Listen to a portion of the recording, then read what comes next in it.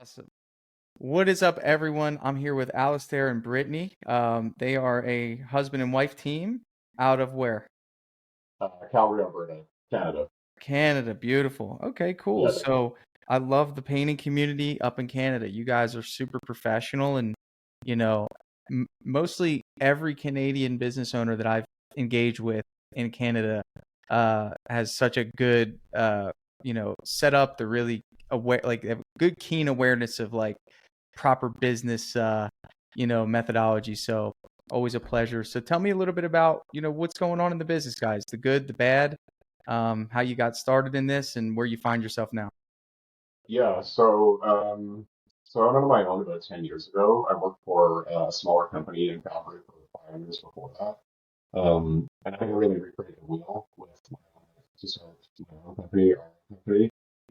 We do residential repaints, a lot of kitchen cabinet repaints, a lot of full repaints of ceilings, walls, for full homes in Calgary. So we're very busy. Been extremely busy for 10 years. Busy being busy. Yeah, busy being too busy, busy wearing too many hats, and kind of tripping over myself sometimes. So we've been, yeah, on our own for about 10 years. Extremely busy. I have no slow time of year. Um, it's just taking one city to believe it. Uh, Wow. so we have two full-time staff, one of which that we have for two years at this point. And the gal who painter and training right now, she's been around for about 10 months. And then Real quick, are you wearing an ear pod or something? yeah, I have an earpiece in. Is that where the audio is coming through? Yeah, Can you try to do it through the phone? It's just coming in a little foggy. Yeah, yeah. it should be fine. You guys are in a quiet spot. Usually the phone has better audio. I think if you just take Bluetooth off, it'll shut it off. Turn off your Bluetooth. Sorry, one sec. Yeah, take your time. Okay, there we go. We got you off Bluetooth. Is that better? Ah, fantastic. Perfect. Okay, cool. Sorry about that. No, that's okay. So, two full-time staff. Yeah, two full-time staff, a couple of subcontractors that I've used over the years. We've known each other since the painting company that I used to work for back in the day, so I have their help pretty consistently. But even with my two full-time staff, help from these subcontractors who are amazing, myself working way too many hours for the profit that I'm bringing in right now, we're still kind of always a little bit behind the eight ball. The schedule always seems very, very tight.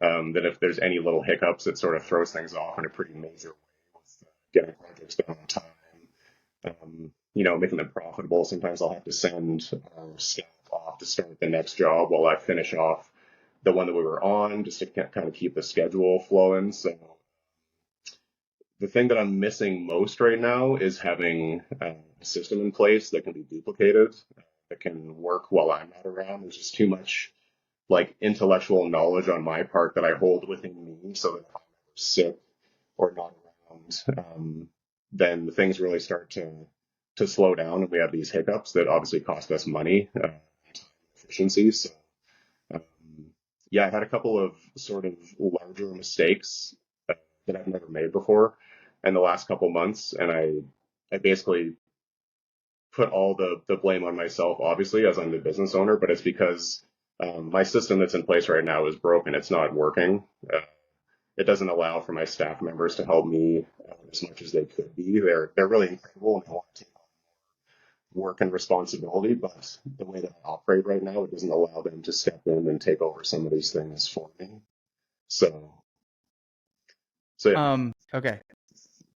You got to figure out first of all where the bottleneck is, because usually that's the case when a Yeah, system is broken. It's not the system that's broken. It's the standards that are around a system. That's, when you think of a system is a set of actions or maybe a set of way of doing things, in a sense that it doesn't deviate from that set way of doing things because it's proven, right? So in other words, like we create a system out of something that we know works. We haven't clearly defined that, and generally speaking, I see this because the core offer that your business presents to the marketplace is confusing. And I know that because chances are you're taking on all sorts of different job types. It did sound like that in the beginning. In the last 30 days, Yeah. if you can recall, what different job types have you taken on? In the last 30 days, Last 30 days. it's been all residential repaints. Okay, so every single thing has been ceiling, walls, trim, doors inside of a house. Yeah, we got a few little like exterior things coming up in the pipeline, but for the Okay. most part, it's all been like interior residential work. Do you consider kitchen cabinet refinishing interior residential work? Uh, I do. Yeah, I guess I do right now. How many kitchen cabinet jobs have you taken on in the last 30 days? 30 days, just one. This Okay, year, I think 4. 4. Any drywall repair happened within the last 30 days? Yes, yeah. One of the jobs that I've been working on, we've had some serious drywall issues, Okay. so we're having some texturing being done and Any things like that. any so not only did you do drywall, you did texturing. Any wallpaper removal in the last 30 days? No, so I don't do. I hire out drywall that I know to do Okay. texture and major. We'll do minor stuff, but we sub Okay. for the major stuff. I don't do wallpaper either. What about wood repair, anything like that? Uh, yeah, I'll replace doors and install some trim and casing and things for people if Okay. it's necessary. So let me ask you this. Based on what you're telling me, you're pretty good about sticking to what you're good at, which is, the painting aspect of the business. I think over time you probably learn, let me stick with what I'm good at, especially because you told me that you're outsourcing like the drywall. You're outsourcing these little extremities. So Yeah, why are you still painting? it's a good question. I know that I should be out spending way more time building versus working on the business. It's just, Why are you still painting? I know we know the reasons why you shouldn't be, but like, why is Alistair painting? I guess I probably still have the belief in the back of my mind a little bit that I need to be on the tools to help move things along. And when we get behind like this, I just end up on the tools. It just kind of is like Is it because you don't know what else to do during the day? sometimes, yes. Okay. I can keep my days pretty busy, like with productive work, but otherwise, yeah, Right. sometimes I don't know what I should be That's doing. usually the case, is like you think about a day where you might have 1 or 2 estimates and it's like, well, what else do I do? I need to move these jobs along. Let me go to the jobs. Yeah, Um, yeah, pretty much. okay. So the standard comes from the owner. First of all, you have to impose restrictions on yourself before you can expect to impose restrictions on your employees and then restrictions on your jobs. That's the system. So the system comes from you. And every time that you pick up anything that produces a result, you're throwing a wrench into the operation, whether you think so or not. And it Yeah, even gets crazy as you even showing up on the job site is prohibiting someone else from leading a job site, which in order to create a system that's repeatable and scalable, you need people that have accountability. And every time you show up to a job, you immediately devalue whoever was in charge before you got there. Would you agree with that? yeah, I definitely agree with that. Okay. So they know when you're there that you're in charge, right? So that eliminates the accountability aspect of project leadership. Yeah, and Have you assigned them? my Go project ahead. manager is more than capable for sure. I mean, she's very capable to be running these job sites. So Right. So do you can you like retrospectively, think about that for a second of like, are you really providing your project manager the confidence they need to produce the results that you expect if you keep showing up? probably not. Probably not. Like, because Yeah, if it were me, I think what I found in business is that if I let people blossom and I give them the room to grow, they're going to either rise to the occasion or they're gonna fall, and yeah. you have to allow that to happen. That's called growth. And with She's definitely been rising to occasions. Like, I mean, she had a client give her a hug last week after her job. So I mean, we got it's some pretty amazing, happy right? happy So clients overall. here's what happens, and I'm gonna kind of dive even deeper. What's the name of your company? Tough painting. Okay, so it has your name in it, right? In some way, right? So the thing about it is that means that it's tied to your personal identity. So in other words, like if you get a 1-star review, you're going to take that personally. more so than someone whose company name is different than their name. Okay. Even if it's 1 or 2 degrees. I think because you're so great at what you do that it's very hard for you to allow someone else to do that work, knowing that it'll never be done the exact way that you've done for so many years to the standard of which you will do it. It'll never happen, by the way, just so you know. They might get close, but it'll never be to the standard as if you were on the job. And that's a very hard realization for someone like you who's been on the tools for so long and built the reputation you did, to accept. Do you agree with that? Yeah, 100%. Okay. So how do we create some separation between you and the brand? And how do we do that? Is, well, number one, it takes baby steps. And the first step is you need to have a standard that says, you know what? No matter how far behind my team is, I'm not allowed to pick up a brush. I can only coach. You Yeah. can go to the job. You can impact the workflow, but you cannot paint. You cannot pick up a tool. Yeah, And you can be, I definitely do that. It'll be like a half day here, or I'll come spend a half day, there, and then jump over there and help somebody else because I have a few things on the go right now. So I'm definitely doing a little bit too much jumping around for sure. your responsibility is to create and develop leadership. You told me that your goal is to grow and create a duplicatable process. First thing is, I think you can't do that if you're taking on cabinets and you're taking on interior painting and exterior painting. That is 3 different businesses. Now, yes, it's exciting to take on a cabinet job, but in the last 6 months, you said that you've only taken on 4. Every time you get a Yeah. cabinet job, you're expecting someone who is still learning the process of managing a house painting job to stop their learning process and pivot to an entire new process. And let me ask you this, I'm going to give you the ability to create a scorecard for your project manager. On a scale of 1 to 10, how good is that project manager at managing a house painting job? Uh, I would give her like at least 8.5 out of 10. Okay, 8.5 out of 10. And that's how long has she been with you?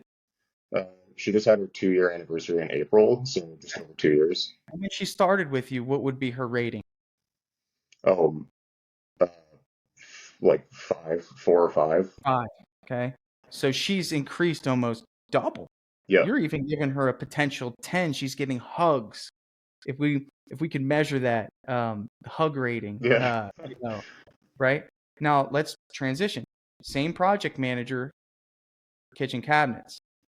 What's her ability to manage a kitchen cabinet project 1 to 10?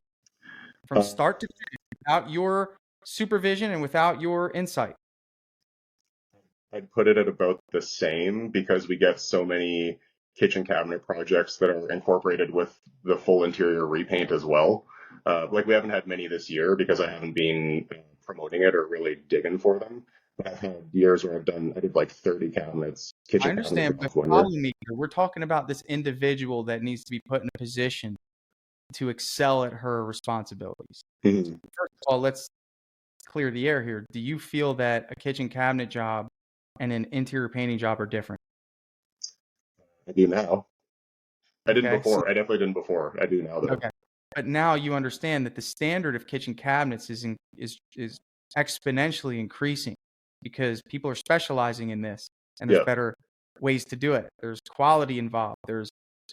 People have shops just for kitchen cabinet refinishing now. They're using better products, faster processes, right? yeah. Are you following me here? Okay. So when I frame it like that, someone who in 2 years, in terms of house painting, has doubled their skill sets to be, in your eyes, which you're a crafts person, a 10. You're honestly telling me that you put her in an environment for kitchen cabinet refinishing, she would have the same level of output and get a hug from someone at the end. I mean, I guess based off of our experience with, Separate projects. I don't care about the ones where you're doing it all in the same flow. I'm yeah, talking about you were hired separate. just to cabinet refinish a whole kitchen Yeah, with 60 openings. This individual that you have in charge could do this flawlessly without your input or impact in the job. she would need some input. She would need some Need help some for input. sure. Yeah, Right. So where I'm getting at with this is, as the business owner, anytime that you throw someone a curveball, it stops their ability from perfecting what they're best at. And maybe this person is an outlier, an A player, someone that adapts quickly, someone that listens to instructions, someone that maybe has some prior experience. We can't build our business based off of an outlier. We Right. need to build our business based off of the average individual who is given instructions and expectations. And the average individual is where our labor pool is, and that's what we need to build off of, Yeah. right? You can't scale specialists unless your business is a specialist. And in this case, we're going to specialize in one thing. It's either going to be house painting or it's either going to be cabinet refinishing. Mhm. Because you told me what the end goal is to create a repeatable, duplicatable result that is independent of your input and time. Yeah. Is that the goal? Yeah. Okay. It starts with you saying no. No to tools. No to tools and no to jobs that are outside of your core offer. Right. Okay. Like for example, what's your favorite coffee shop? Do you like coffee? Yeah, I mean, I get Tim Hortons coffee up in Canada here. It's no good. But Okay, it's Tim caffeine. Hortons coffee, decent coffee, right? So do they sell anything other than coffee? Coffee and donuts and Coffee and donut? Yeah. Would you buy a filet mignon from them? No, definitely not. Definitely not. You've created a condition, but why not? Like I'm sure they could heat it up for you, Alistair. I'm Yeah. pretty sure like they have a microwave. It's a filet mignon. Yeah. No, I definitely would still not get it from You there. wouldn't, right? No. But the thing is that we're selling our customers these things, and we don't specialize in them just because they would buy it, right? Just because we're there, just because you can do it doesn't mean you need to sell it, Right. right? Right. That's the thing, and the thing is think about the impact. The owner might get excited about, you know what? You have money. I have an old filet mignon that someone brought in and stored it in our refrigerator. I could sell you that. We do about 5 a year where this happens, where someone comes into our coffee shop and they say they want a filet mignon, and I could heat that up for you. Let me tell my team to do that for you. Right. So everyone in the barista area is used to making coffees, and then you go, hey, everybody, hold on, stop. We have to sell this guy a filet mignon real quick. And your barista manager who's like managing the flow, getting better at her job, trying to learn how to manage employees, has to stop what they're doing and be like, wait a minute, where's the filet? I got to go find the filet. Everybody, hold on. We got to go find a filet. And then we got to cook this filet, and it's expected to be at the same standard as the coffee is. Yeah. Do you understand? Yeah. And you're causing that every time you take on anything outside of the normal. Right. And that includes drywall. The drywall needs to be done before we even step foot on this project. Yeah. That type of mentality. We come to paint walls, ceiling, trim, and doors. That's it. And you need to train your customers to agree with you as to why you're a specialist in that experience. Mm-hmm. And then guess what that does? If the customers agree with you and opt for you because of that, which they will, because you can emphasize, sorry, we don't do cabinets. We're just experts at house painting and the experience behind house painting. Alistair, if you look at this, dude, the experience of cabinet refinishing is vastly different than the experience of house painting. Yeah. Why is that? Aren't there some elements relating to a kitchen that you don't have to worry about when you're painting someone's house? Oh, yeah. Yeah, for sure. Cupboards, cabinetry. Don't they need to make dinner plans around the fact that their kitchen is going to be inaccessible during a kitchen refinishing project? Yeah. Wouldn't an A+ company who has the experience and specializes in this be able to prepare their customers more effectively than you will for this? I want to say no, but yes is Think the deeper. right answer. Yeah. There's a cabinet refinishing company that sells a $10,000 kitchen because they specialize in it, Yeah. and they give your customer a $50 gift card for each day their kitchen will be inaccessible to a restaurant of their choice. But that's something that you don't do because you don't specialize in this and you don't run into the same problem every single day. No. And because of that, you don't create innovation around those problems. And that's where I'm trying to get at with you here is that you need to pick something and stick with it. And then everyone needs to learn how to do that in the most optimal way possible, starting with the manager. Because guess what? When you hire a painter to come in and work underneath a project manager who's painting a house, his responsibilities are what? Roll, cut, and prep. and you're paying him a certain amount to do that. When you remove him from those 3 things that he's responsible to improve on, and you say, now you need to go over and do this cabinet where you sand, prime, clean, spray, prime, spray. What does that what happens there? Don't you think that the person doing the work, who was just doing a basic role engagement, now has to think 10 times harder and do 10 times the work? Don't you think there's some resentment that gets created of, hey, you owe me more money for this? And I doubt that when you put your employees on to do a cabinet, you're probably not changing their pay scale for that project. No. Okay. Not at this time, no. Is what I'm saying making sense? Oh, yeah. Yeah, big time. Based on what I'm saying, what are your initial thoughts of what needs to change? Well, first off, that I need to stop being on the tools so much and give more responsibility to the people that are working with me. And that, yeah, I had never thought about it. In my mind, I had thought that just like anything residential was a good place to focus on. Like they were all kind of under the same umbrella, but I definitely appreciate what you're saying about, for a painter to go from like ceilings, walls, trim type prep and focus to then jump over to doing a kitchen cabinet prep and paint is quite different and probably increases their like anxiety a little bit about showing up to work and doing the work when it's not something they do every day. And like you said, maybe feeling like they need to be paid more. I mean, I had that feeling for the old company I worked for. When we do jobs like this, I always felt underpaid because it's hard work. I mean, it's doing. How do you feel? Let me ask you this. You're a business owner. How do you feel when you're doing a job for a customer and you feel as though you didn't charge enough to do the job that you agreed to do? It doesn't feel good.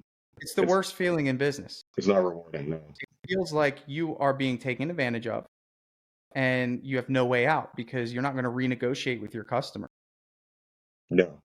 Employees make a fraction of what we make, and they have the same exact feeling when they are put in situations to do things that they originally didn't agree to do.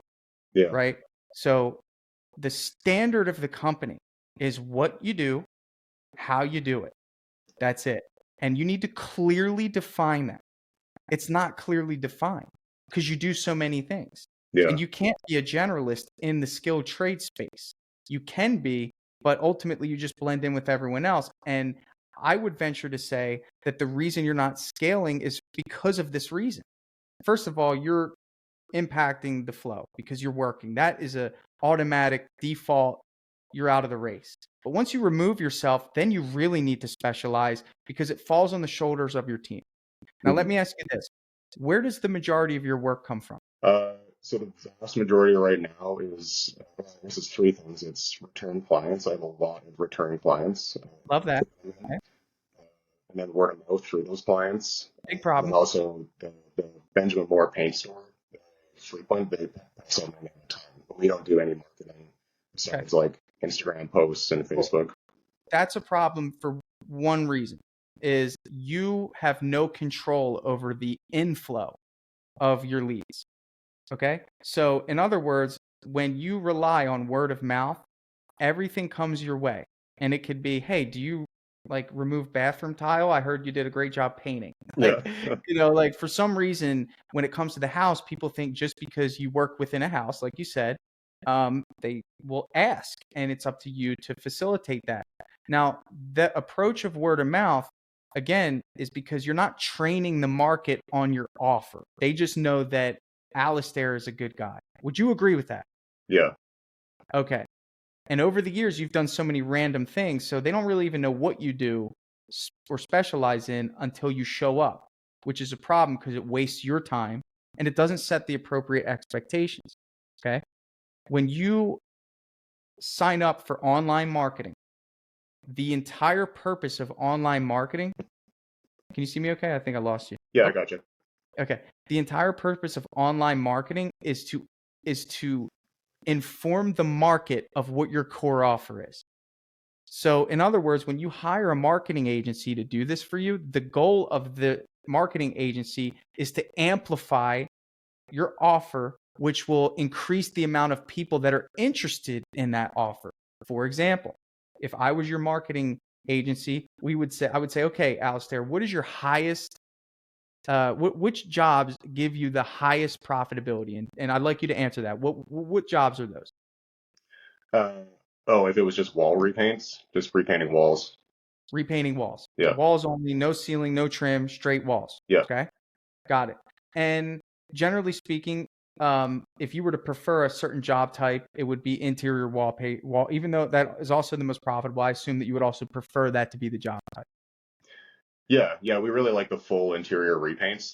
Cool. So you like a whole house. Like when you get someone that says, hey, I want the whole house, like you're like, cool, that's a long job for my team. It's usually pretty profitable. It's a bigger ticket, right? Yeah. So the marketing agency would amplify that and it would say, Alistair Tough Painting, forgive me on the pronunciation. Oh, good. Alistair Tough Painting, we are, forgive me on the area of Canada, let's say Canada's premier full house interior painting specialists. Okay. And then in this marketing campaign, it would either be a video or some sort of ad that expresses the specialization of knocking out an entire house, lived in house with furniture, and asking anyone interested in that specific service to inquire. So what you're doing is you're training the market who has no clue who you are until they see your ad, that you are a specialist in that specific element of painting. So when you get an inquiry, it already comes with the expectation. Does that make sense? Yeah, totally.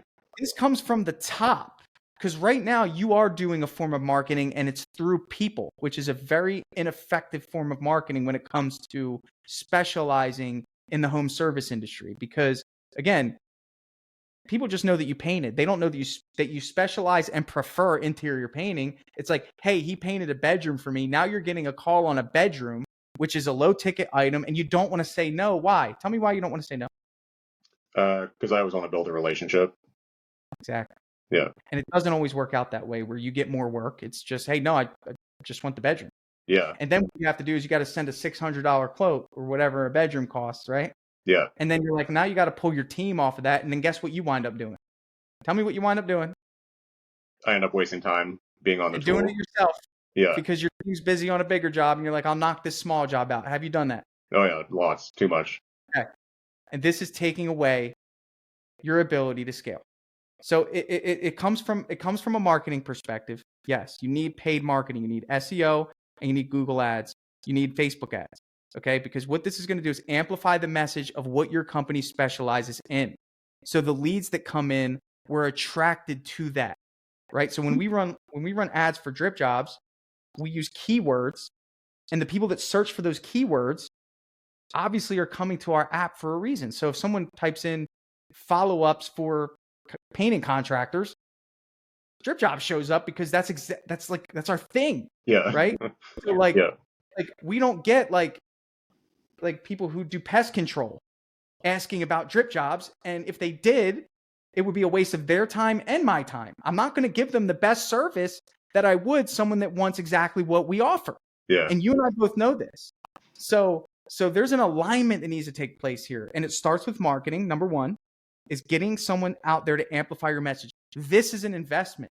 But guess what it also does? You know what it does? It allows you to control the lead flow. You have no control over your lead flow right now. No, you don't know if anyone's going to call, and you have no input on that whatsoever. And you know what that does? That prohibits your ability to grow because you don't have the confidence to hire, because you don't know where the next job's coming from. Yeah. I know in my business, if I double my ad spend, I'm going to get more leads, inputs and outputs. It's like you pull a lever. I have control.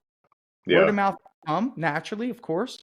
But guess what? The word of mouth is coming from the people that we serve to the highest degree, doing a full house exterior or full house interior. And they're not going to say they do. They would probably tell them, no, they probably won't be a good fit for a bedroom. Yeah. They come with 3 or 4 people on every job. I doubt they'll even take it. That you probably want to call them if you're doing the whole house. That's the company for you. Yeah. Right? That makes sense. So step number 1 is I think you should invest in marketing. Yeah. Now, have you thought about this? Yeah, we definitely have. And my wife Brittany looked into grants through the government last October. Yeah, some last year. in October. So we got a grant to run some ads.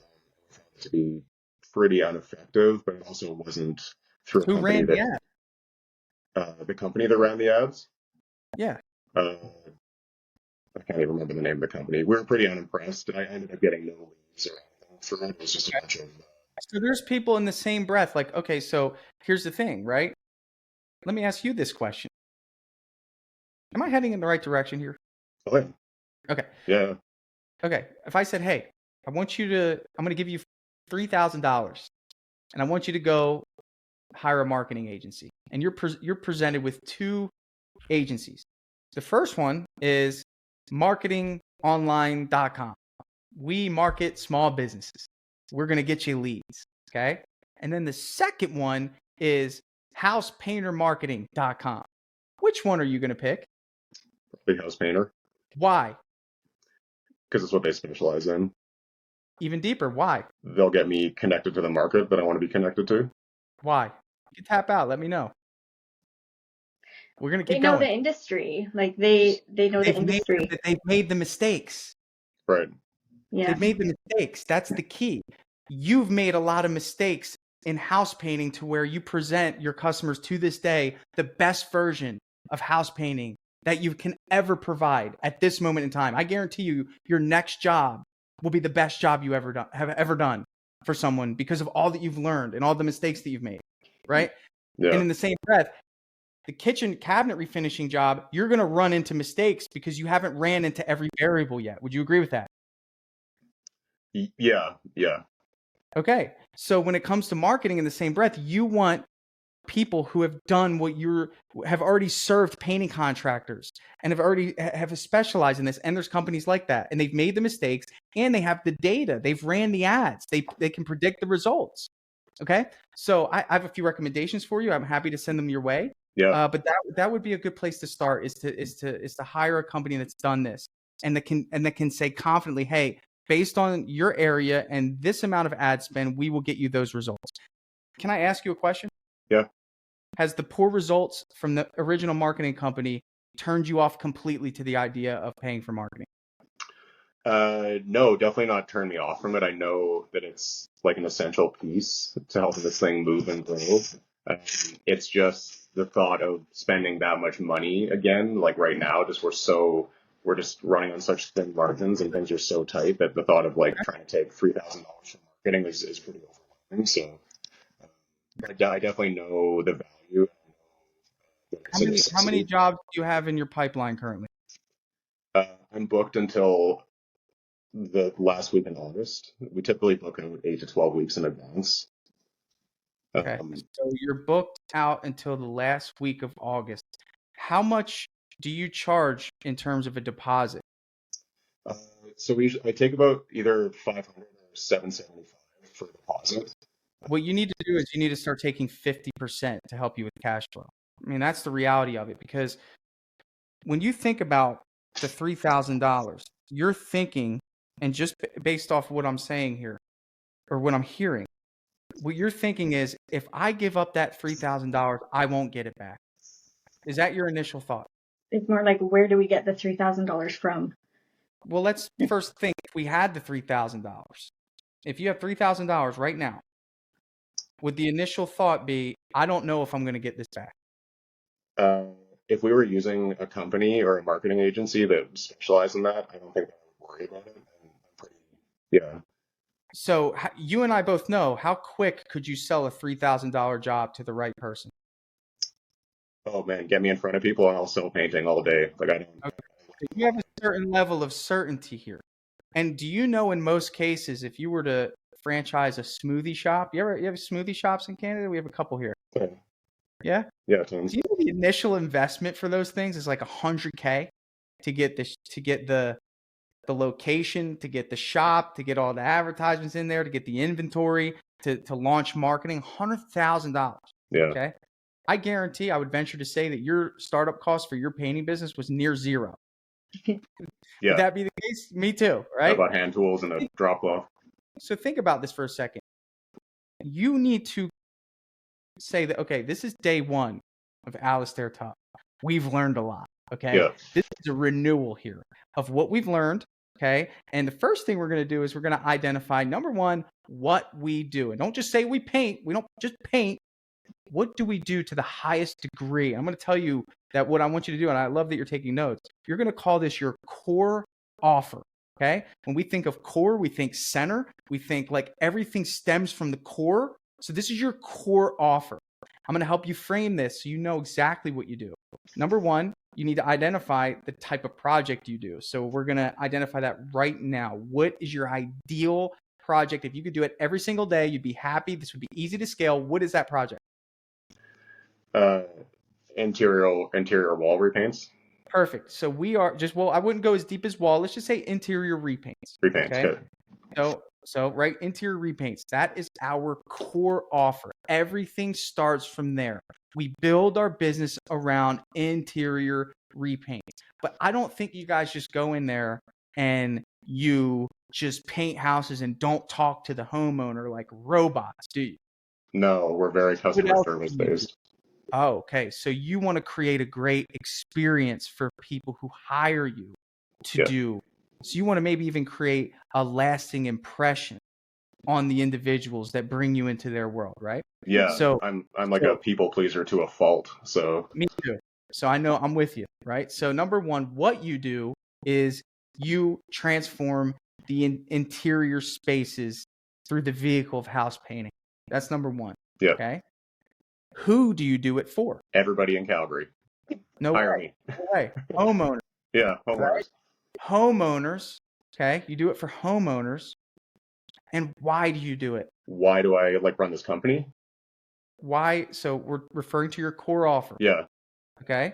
What you do, you transform interior spaces for homeowners. Why do you do it? I think I'm overthinking this. You are? Why do I do it? Impact, right? Yeah, Don't you because we're looking an impact? Yeah. You want to be impactful to your home and to your life during the time period that we're in your world. Yeah. Right? I don't think the only reason why you do it is because you really genuinely like when color changes on walls. No, there's a few other reasons. A few other reasons, right? And we want to narrow that down. This is so important, dude. Like, I know it sounds maybe a little bit silly, but really this is the framework of this new business that we just launched 10 minutes ago. Yeah. Okay. Is what we do, why we do it, who we do it for, and last but not least, how do we do it in a way that's different than everyone else, right? How we do it is for you to define. And then that's our core offer. That's where everything starts. Okay. And guess what? You need to relay that to your team and say, hey, this is the renewal of our company. We're going to specialize in this. Mm-hmm. We're going to specialize in this. Every time you take an exterior job and every time you take a kitchen cabinetry job, the opportunity cost. Are you familiar with that term, opportunity cost? Yeah. I love that term because it reminds me of what I'm giving up, right? Every time you take on a job, I want you to think about your pipeline going forward. Do you have any kitchen cabinet jobs on there right now? Yeah, I do. Okay. Whatever slot you gave that kitchen cabinet job is one less slot you could be filling for someone that wants their interior painted, but you can't even get to them. And that's happening. Yeah. Right. And that's happening. Okay? Yeah. And we don't want that. We don't want that to happen because you're not even going to give them an A+ experience. They might have an A+ experience with you, but there's no way they're going to get a better experience than someone who's getting a house painting job with the girl who got the hug and the system that you have in place. And guess what? When you see that cabinet refinishing week that you have booked out, guess what you're thinking? I'm going to have to work a little harder that week. Oh, yeah. Yeah. So it starts with you. You allowed it. You accepted it because you weren't clear on the offer that you are presenting to the marketplace. Does that make sense? Definitely. Yeah, definitely. Okay. Because here's the deal. You could just do interior house painting for the whole year and you would still be fine because you don't really have the production capacity anyway.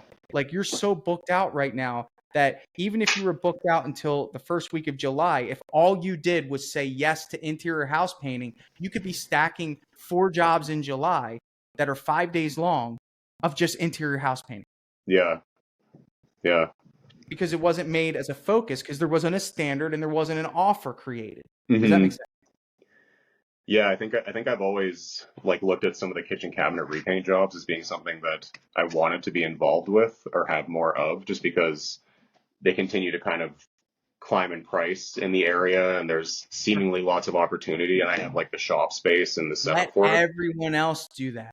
And then Yeah, you just specialize, because here's the deal. It's not like you have all of this production capacity where you need to take these. You don't have the production capacity anyway. You're just causing a no, rift in your production now, and it's yeah, making you work. That's the yeah, problem. We need to first create a system where you don't have to work. That's tier one. And that's Mhm. just keeping a simple offer to the marketplace. Like, think of your business as Tim Hortons coffee. Okay. Each day, the same things happen within that building that happened the day before. They greet customers, they make the coffee, they grab the donut, they hand it to them, they get the money every day. And because of that, they can refine that system. And they can say, you know what? I don't like the fact that they have to reach all the way to the bottom shelf to get the donut. Let's move the donuts to the top shelf. Does that make sense? yeah, Why? Because they see the same things over and over and over and over and over and over and over and over again. And then yeah, eventually they say, you know what? Let's refine this and refine this and refine this. So much so that you go there for your coffee and you don't go to a breakfast, or you don't go to, I don't know the restaurants there, but you don't go to a gas station to get your coffee because you know that they don't focus on coffee there. yeah, You're going to get a better cup of coffee with Tim. And over time, he's been known to create a great coffee buying experience. Like, the psychology behind this is deeper than what you do. It's how you systemize what you do. hmm, Okay. I hope I'm driving this point home. This is a very deep point that hopefully you understand that the reason you're in this position is because of how difficult what we're talking about is. I want you to know that I don't take it lightly. And I yeah, know that, but this is for the survival of your business. You have no money, you're stressed out, you have a team that is relying on you to provide for them, yeah, and you need opportunities. You're chomping at the bit. You're like, get me in front of somebody. Well, guess yeah, what? Even if we got you in front of somebody, they have to wait until mid-August to get their jobs done. yeah. No, which is not good. It's not good. So let's talk real quick before we go about hiring. The idea of hiring right now. Tell me about it. If I said, hey, go hire someone, what are your initial thoughts? Uh, I guess my initial thoughts would be based on what's in the schedule. If we were to hire somebody right now, and based on what I have booked, say for the next like 4 weeks, just how incorporating them into that Do you schedule. understand that more people help you get jobs done faster, which gets money into your account quicker? Uh, I do, yeah, Okay. yeah, So you have two individuals working for you. One's a project manager, and the other one, these are in-house individuals, right? yeah. And you have one project manager. What's the first letter of her name? M. They're M. both And they're both M actually. okay, so M1 and M2. Yeah. You said you had a subcontractor crew. Where do they fit in the picture? They're on a separate job site right now for a couple weeks doing interior wall painting. Okay, so that must be a big job. It's pretty decent size. Yeah, it's a full house. Okay, so you have two jobs going on at one time. Yeah. Okay. Right now, M1 and M2 are working on a job, and then you have subcontractor crew of how many? Two. Okay. How great's the subcontractor, 1 to 10? They're tens. I can leave them You don't on even set. need, you Yeah, don't they're even need to be tens. there. Beautiful. Okay. Yeah. So they have a job going on. Do you think M and M2 are slow? No, they're efficient. They're efficient. Yeah. Okay. So we have good efficiency. You have jobs lined up until August. Now, how do we get M1 and M2 more efficient? Well, let me tell you this. Okay. I've been in business long enough to know that putting two people on a full interior repaint is incredibly taxing. Yeah. Are you seeing this? I do at times. Yeah, for sure. So much so that you find yourself doing what? Hopping on the tools. Okay. So you need to make a hire, and you need to create a team of 3. If this is your core offer, putting 2 people to do ceiling, walls, trim, move furniture, lay down plastic, lay down paper. I mean, brother, it's not efficient. Right. It's not. Yeah. And guess what happens? What was once a 6-day job turns into a 5-day job. What's once a 5-day job turns into a 4-day job. Yeah. And guess what also happens? You're free. And what does that mean? You can supervise, and you can look at your coffee shop, and you could say, you know what? I don't like that we're doing this. Let's change this. Let's try to get that done fast. And you could coach. But instead, you're pulling up to the job at 1 o'clock. You're looking at your schedule coming forward. We got to get done today. And you're not even talking to M1 and M2. You're just hopping into the room, just painting. Yeah, accurate. Is that happening? Yeah. Okay. So you need to make a hire. How did you find M1 and M2? So Mackenzie, who's our site supervisor, we found her through we placed an ad on Indeed. Beautiful. So you sourced out this individual and you vetted this individual and now you hired this individual. Yeah, same with M2. Got it. Okay. So you have a big job coming up and you've taken a $500 deposit. When did that job start that the subcontractors are on? When did they start that job? Yes. About 2 weeks ago. Okay. And how much money have you collected from that job? So far, I've collected about $2,500. Out of how much? $12K. Okay. Why aren't you invoicing for progress payments? I actually am today because we started 2 weeks ago on Friday, so it's usually at the 14-day mark that I'll send progress payment. Too far. Way too far. Like 5 days or? I think 5 days is the max I would go on. If I'm having cash flow struggles, 5 days is the max. Okay. What is your pay split for the subcontractors? What do I pay on hourly? Yes. They each get 30 an hour. 30 an hour. Yeah. Okay. So you have subcontractors on an hourly rate. Why? It's just the way we've done it. That's not the way you do it. No. And that's why would a subcontractor who has no vested interest in your business other than the money you send them, what's the incentive of a subcontractor to move faster? Yeah. There is none. And I think that it's just the relationship that I have with these two gals.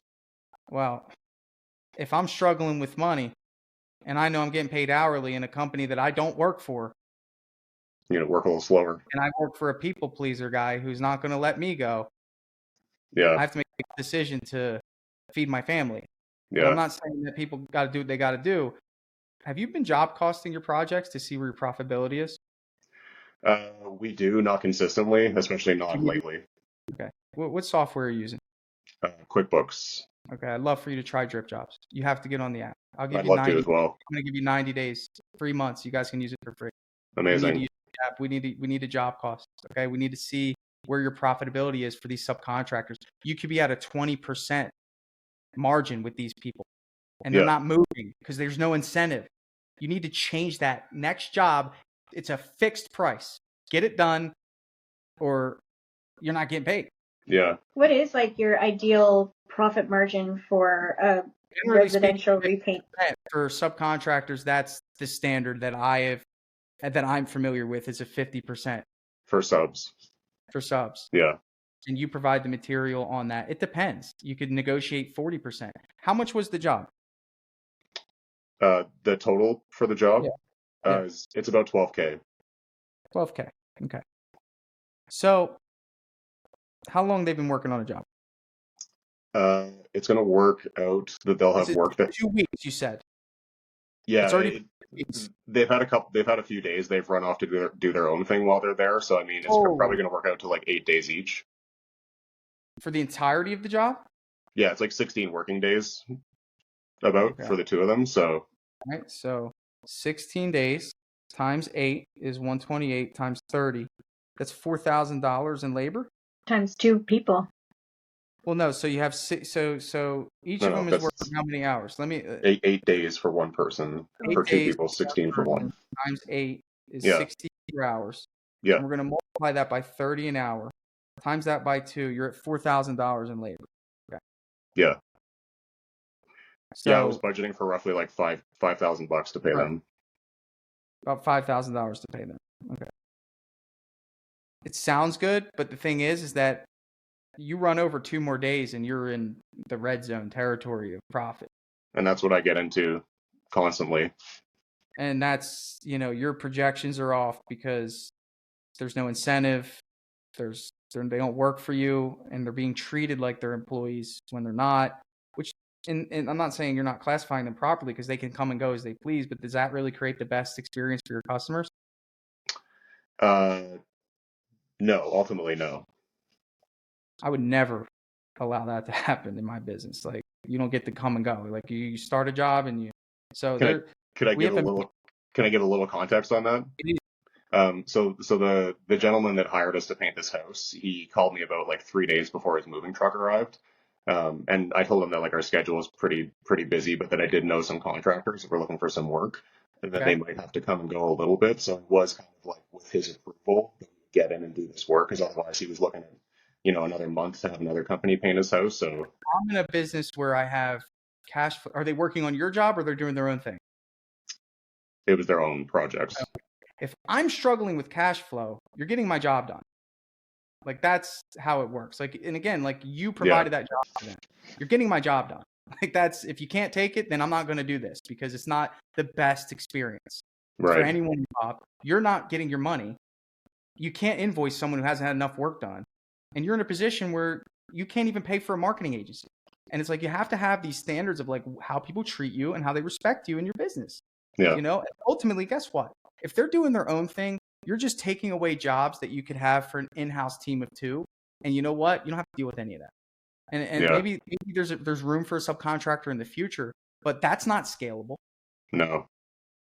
That's definitely not scalable. My suggestion to you is you need to hire someone for as a third person on that crew of 2 and speed up the workflow there. What I would eventually like to see is that you have 2 crews of 2 of your own in-house crew, because you have full control over the schedule. You can't even accurately schedule future work based on this subcontractor crew right now, because you don't know when they're going to finish. No, and it's kind of sporadic, their availability. It's sort of like when they don't fill their own schedule, we'll talk and I'll try and get them work. And this is kind of what happens too, is I knew they were a little slow, so I kind of tried to help them out, fill their schedule. I understand, but you got to help your family first before you help everyone else. Yeah. Your family is the one that's struggling, and you're the one providing work for people. Yeah. Okay, and that's not fair. No. You should be thriving right now. You should have 2 crews producing consistent work, hand over fist, and you're not doing it, and that's a problem. Yeah. And it starts with you painting because you feel like you have to, and I think you know that you shouldn't, but you're doing it because there's reasons why. I get it. It's not that easy. You come to a job, you have a customer who's expecting the job to be done. You walk in at 3:00, and you're looking around like there's no way. Have you ever had that thought? Oh yeah. Okay, I've been there. There's no way we're getting this done today. I guess I have to get started. Okay. Yeah. As opposed to letting your project manager go through it. Okay. But also, you need to make sure you're supporting them with the personnel needed to get it done. Yeah. Okay. And you need to be putting out ads for hiring on Indeed again. Okay. This is something that you guys, that's also a skill set for you guys, is to understand that hiring and recruiting is a skill. I would venture to say that you got lucky. Yeah, because we've hired for sure over the years, but I mean, I haven't hired more than 10 people in 10 years doing this. So a lot there. But I hope this was helpful. Maybe we should jump on in a couple weeks. I'd be happy to continue this, but I gave you quite a bit. Was this helpful? Yeah, super helpful. I mean, I was a little nervous to like chat with you today because I was like, oh, I know there's going to be so many things that I've heard 20 times over on this pod. Oh, you listen to my podcast? Yeah. All the time. Yeah. Yeah, but it's different when you hear it, right? It's different when it's you. Yeah. And again, I want people listening to know that, like, I'm not going to kill you. I just want to help you. No, totally. And and I was just looking for a little bit of a, I guess, reality check because, we're in this place where it's been doing this for so long and it's like we have a lot of good things going on, but if it's not going to be like secure and profitable, then I can't keep doing it, right? I think you have to be okay with cutting relationships if needed, because you're on your way to be out of business, back to the point where you're going to be painting again, and you just created a job. I don't think you'll ever be completely without work. It'll just get to the point where you're the one doing all the work again. There's a momentum that needs to take place, and you need to spark it in order for it to go. You need to have meetings with your core team. I think you should offload the subcontractor crew. Okay. My guess is that you still have jobs scheduled one at a time based on what you're telling me. Is that true? Yeah, there's not supposed to be overlap. Like, is that what you're saying? Just having one job on the go at a time? What happened is that you created the overlap with this job that the subcontractors are on. Yeah. Okay, but generally speaking, when you tell me you're out a month and a half or 2 months, it's because you have one job scheduled at a time, right? it's supposed to be. There frequently is a little bit of overlap. There's some overlap because you give people start dates and you can't get to them. Yeah. And so you need to hire someone, and Yeah. you need to start getting progress payments and raising the deposits. Okay. You need cash flow. So Yeah, there's a couple definitely. things here, but you're not far off. You guys are not far off. I would get that Indeed ad out. I just released yesterday a hiring course. I'm going to give you guys a link to it. I just built it and finished it yesterday, and it'll take you through how I do my hiring process all the way through to interviewing, phone interviewing. I'll send you guys the link to that. But I'll also give you the 90 days of DripJobs for free. Okay. So I do want you to do a demo with our team because it's much different than QuickBooks. Okay. QuickBooks is like a generalist, right? It just has invoicing, customers. You don't really know what's going on in there. It's the worst app in the history of apps. We've kind of made it work. Very passionate about the fact that I hate QuickBooks. But, yeah. I am. I just think that no one understands, no one who built it ran a small business. That's what I think personally. Anyway, so DripJobs, the way that the cards are lined up, it'll give you a lot of clarity. You can schedule those jobs and see them in different colors and set expectations and send reminders and have work orders to give to your, for example, one thing before we go, when you get a new job, how do you get the information of that job to your project manager? Oh, this is embarrassing. It's very through text and email, basically. Okay. So when we think about systemization, it's that minor thing, there's 100 of those going on right now that you don't even notice. You just think it's normal. You think texting the address to an employee is the norm. That's how you do it. It's no, we can send a work order from DripJobs that not only has customer's name, phone number, address, the scope of work, the notes that you put in from the proposal, and the pictures of the job. So the night before they can go in and be oh, okay, I'm doing this. And they can text you and be hey, I think we should approach it this way. I think we should approach it that way. That's what I mean by systemizing the back end. That's going to really help. That's going to give you the clarity you need to kind of okay, here's where we are. This is where we're going. These are our sales. This is our closing ratio. This is our set rate. Just these important data points that you need. And then of course, job costing, because you can't make decisions on anything proposal or sales related or production related until you have a job costing metric. So me and you are guessing that we're going to be at 5,000 in labor, but we really don't know. We really don't. No. Never for the rest of your life pay another subcontractor an hourly rate ever again. Again. If you're a subcontractor, this is how it is. It's a split. The true nature of a subcontractor is that they have the ability to make a profit or a loss. Okay? Right. That is a true cut and dry thing. So if you look at your subcontractor right now, they can keep working for the rest of their life on that job. The only thing that's going to happen is you're going to kick them off, or the homeowner's going to call the police. Yeah. Okay. Right. There's infinite money for them to make. That's an issue. Okay. So I know it's a funny example. Thank you guys. This was helpful for me. I hope you got some value. I hope to hear from you again. Please update me. I love updates. So tell me how things went. I'll send you a few links after the call. Okay. Awesome. Thank you. Thank you. Best of luck. Yeah. Take care.